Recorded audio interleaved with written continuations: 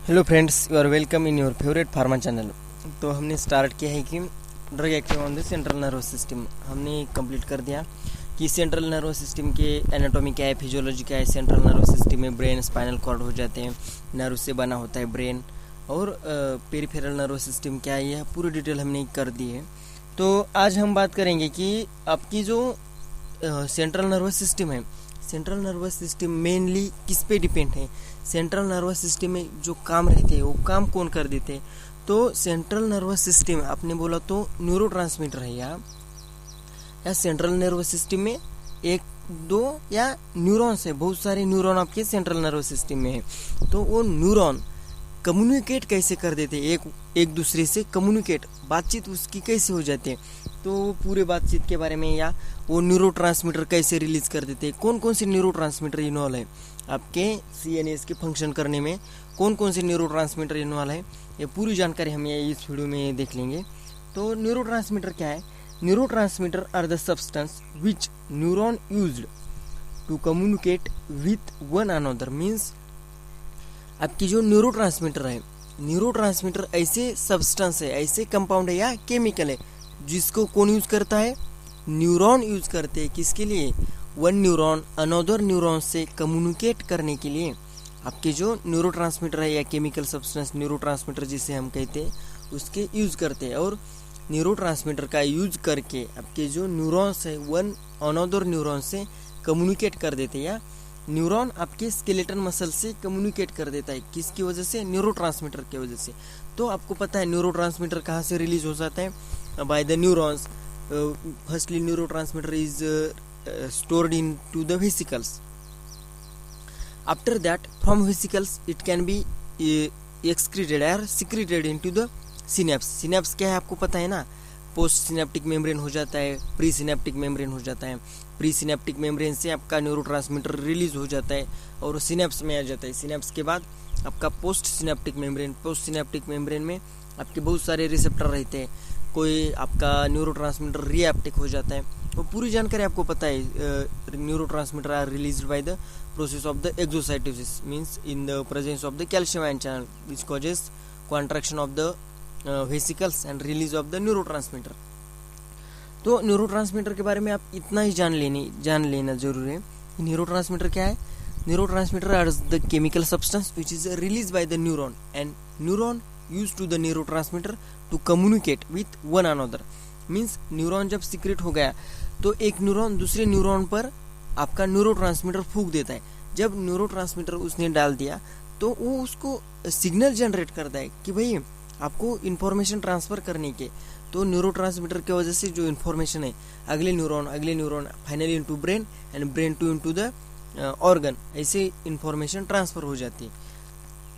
तो हम पढ़ रहे हैं कि भाई central nervous system, central nervous system में कौन कौन से न्यूरॉन है, तो चलो देख लेते हैं। तो आपके सेंट्रल नर्वस सिस्टम में मेन 3 टाइप ऑफ न्यूरॉन है, उसके एग्जांपल भी देखेंगे। तो पहले 3 टाइप कौन कौन से हैं।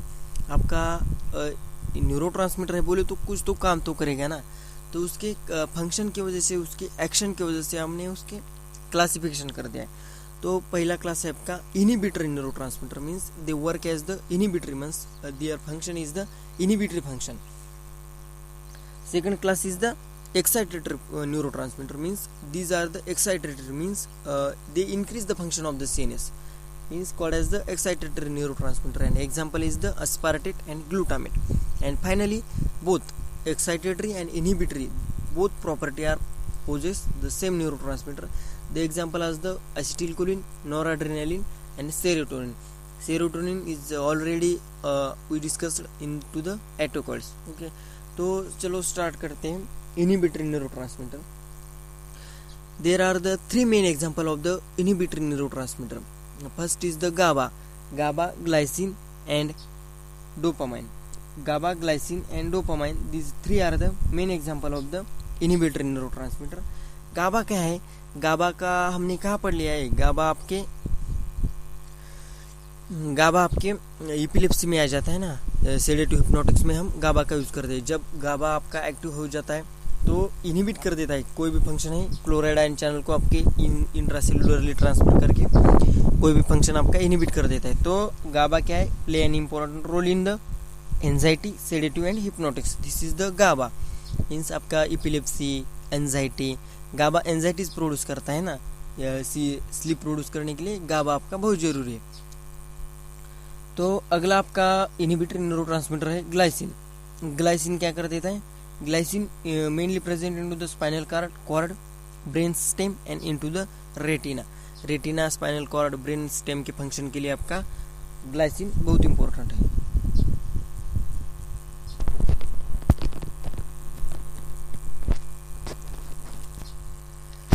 तो ग्लाइसिन का जब रिसेप्टर एक्टिवेट हो गया तो क्या होता है, glycine when glycine receptor is activated then chloride enter into the neuron via inotropic receptor and causing postsynaptic potential.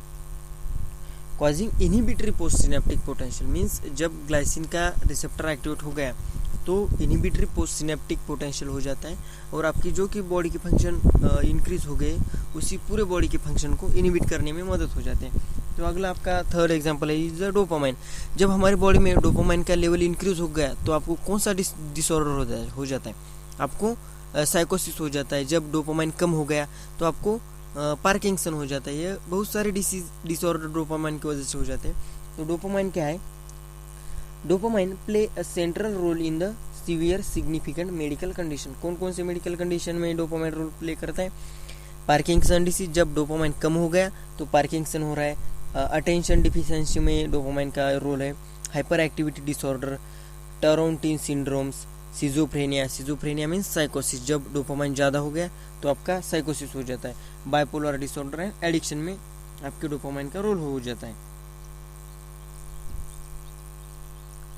तो ये 3 हो गए आपके इनहिबिटरी न्यूरोट्रांसमीटर। कौन कौन से आपके inhibitory neurotransmitters, GABA, glycine, dopamine. याद में रखने का है, GABA, glycine, dopamine, this 3 are the inhibitory neurotransmitter.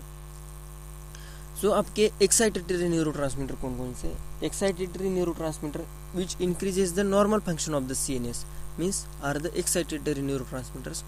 Example is the glutamate is associated with autism, some forms intellectual disability and disease such as amyotrophic lateral sclerosis and Alzheimer disease. Alzheimer disease में आपके glutamate का role हो जाता है। aspartate, second excitatory neurotransmitter is the aspartate. It conjugate with the aspartic acid and stimulate NMDA receptor means aspartate जो है आपका aspartic acid का conjugate है और NMDA receptor को स्टिमुलेट कर देता है। तो आपका फाइनली क्लास है कि both those neurotransmitter containing both inhibitory and excitatory activities like noradrenaline, acetylcholine and serotonin. Firstly what is the acetylcholine? Acetylcholine is the neurotransmitter involve in the parasympathetic system, is also called as the rest and digest.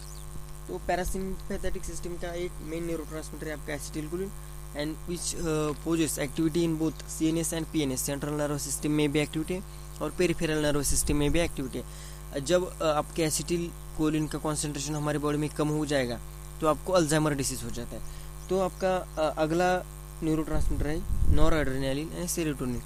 Noradrenaline it is important into the sympathetic nervous system which act on the alpha beta receptor and produce their action on the CNS as well as the PNS, peripherally भी या CNS में भी action आपका noradrenaline दे देता है।